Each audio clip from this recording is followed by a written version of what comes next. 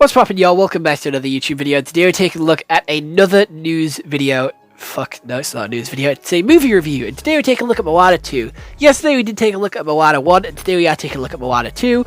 And that's pretty much it. We do have quite a few Moana things going on the channel right now, with a couple of LEGO customs and some LEGO reviews of some of the Moana sets. And that's really it. I don't really have much else to say about this intro. If you do want to go check out my first review on Moana 1, then go check out yesterday's video after today's video, because we're taking a look at Moana 2 and seeing how far we'll go.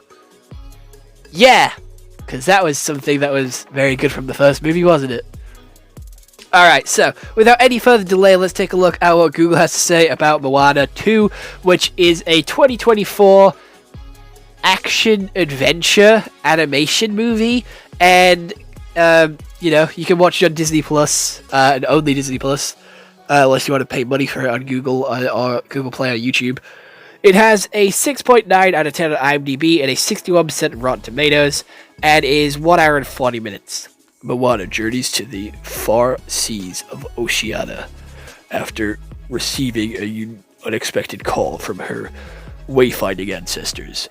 So, how this movie starts is with Moana on an island with Pua and also Hey. She's looking for more wayfinders, she's looking for more humans, and she finds a pot which says, hey look, we know other people exist, we can go and find them. And this pot has a star constellation on it, and she goes home, shows it to her little sister. Yes, she has a little sister now, and we then have the main characters being like, hey, would you do us the honor of being like the Wayfinder chief, because that's something we haven't had in 1,000 years. So she gets struck by lightning, spoken to by her wayfinding ancestors, saying that all her people will die if she doesn't go on this journey to follow this comet. So she sets sail with her crew, which is a strong storyteller, an old guy who likes to farm, who can't swim, and then she sounded Australian to me, I could be wrong, an Australian shipbuilder. Okay, and they all set sail, and they all don't instantly click. So Moana has a big old sing-song to get them all to work together and sort of, you know, build a ship together. And whilst we're doing this, we've had 2 sneak peeks from Maui, who's tried to steal a pearl and gets trapped by a bat lady.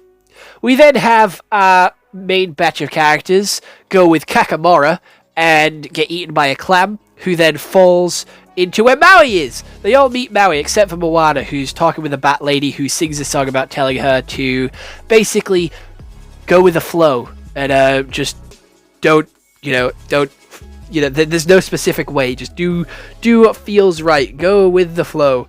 And she then's like, yeah, let's go with the flow, let's do that, that sounds exciting, that sounds fun, that sounds great. And they all meet with Maui, they go through a pearl portal to get to exactly where they need to be, and they fight the monster, they beat the monster, and return the island. Moana drowns and then gets revived and becomes a demigod, which I think is fucking wild. And she now has the power to control the ocean with her oar.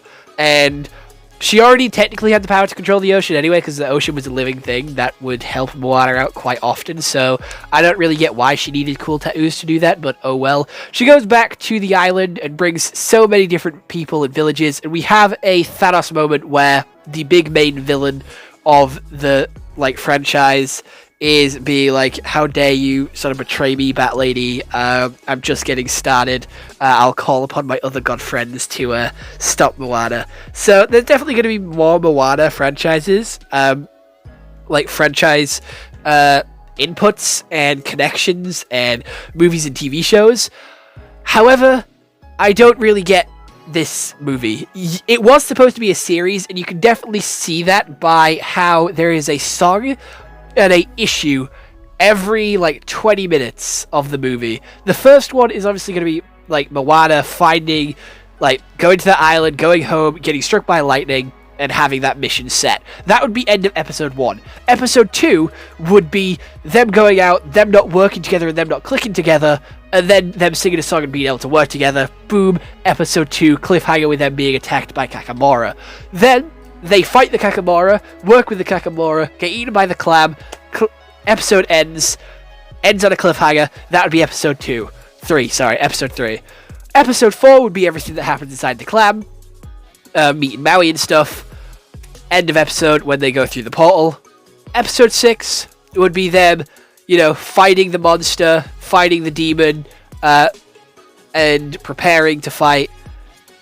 Done when they beat it. Episode 6, final episode would be them, healing Moana, giving her the power of the demigod, and going home with all the other sort of wayfinders. Honestly, it does feel like a load of random shit does happen, and it does feel structured like a series, but condensed into a movie form. And I don't think that's a bad thing, because the movie still does have a nice flow and a nice consistency to it, but you can quite easily see where each episode would fall if it was in a episodic, more turn. Which, again, isn't a bad thing, it's just something that I noticed, and definitely threw me off a little bit with the movie. The songs in this aren't that great, I'm gonna be honest. They're pretty mediocre. None of them have made it into my Spotify playlist. I do like the Moana one, which is like, who are ya? Moana, do what you wanna do. I think that one's sick, that one got me hyped, and I quite liked that one. I also like the Villains song. They're like my favorite too, but they're not worthy enough to be put in my Spotify playlist. The animation is exactly the same as the first one, so the animation goes hard, CGI goes hard, whatever you want to call it. It is still a very good designed movie. The world building is okay. We do have more characters being introduced, and Moana upgrading her crew and seeing more sort of islands and more people, more villains to bring in more villains. So it is decent at world building and bringing in these characters. We do have a Kakamora which joins the crew, which does fuck all in the final fight. I'm going to be honest, that Kakamora guy that joined their group, that did that self-sacrifice thing, was sick as fuck, honestly. I love that little guy, but he did nothing in the final fight. He was just there. He just existed for the final fight. He had no major role, and there was this big whale thing that kept coming and tried to help them, and I thought it would be like Flow, where there's this giant eldritch whale that just came to help them every now and then, and there was no real explanation to what the whale was, not in my eyes anyway. I don't remember if there was or not. I don't think there was. And we had another Hi Maui sequence where his song leads you into a whole fucking cardboard cut out sort of showy aesthetic, which I think is very telling of him.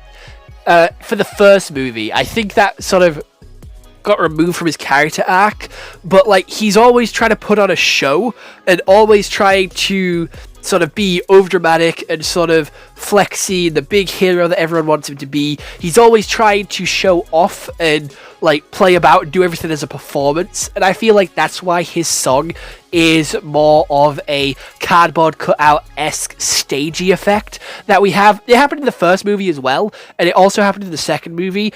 I feel like he moved away from that stagey aspect in the second movie, and he wasn't as good as a character in the second movie, I'm going to be honest. He didn't really have a arc, he had no story, he was just kind of there to be Maui, and he did care for the humans, and he didn't want them to die. He did lose his powers for 3 minutes, and then he got them back, so again, this movie has no consequences to absolutely anything. It's a standard Disney movie where we can't have anybody die, anyone get hurt for longer than a minute, because kids would be sad, and we need the kids to be happy and excited and buy the merch, and we can't take Maui away his marketable sort of tattoos. We need them. He's our marketable little dude. He's our little sort of sidekick for Maui, so we can't get rid of him for too long. Bring him back in 2 minutes. We also say humans can't swim down to that island because you'll drown. Fair enough, Moana does drown. Maui then loses his demigod powers and dives down to that same spot.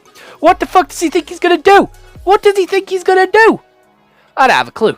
But again, the characters did feel one note in this movie. None of them really had a character arc, and if they did, it was very small and happened in episode 2, with the old guy not wanting to swim, not wanting to get involved, then getting involved. The fixer girl, always trying to fix stuff and breaking stuff in the process, stopping doing that and just fixing shit when it needs to be fixed. Their character arcs felt very small, very basic, and again, felt very episodic, where it would only impact one episode. overall, I did still quite like this movie, and I thought it was decent. It's nowhere near as good as the first one, but I still do think it was alright, and I still had a good time watching it. The colours were really bright and exciting to see, and if you've watched my channel for a while, you'll know that I do like colours, but other than that, I don't really have much else to say. I think this is a solid 7 out of 10, so other than that, I hope you all enjoyed, and goodbye, stay home and stay safe.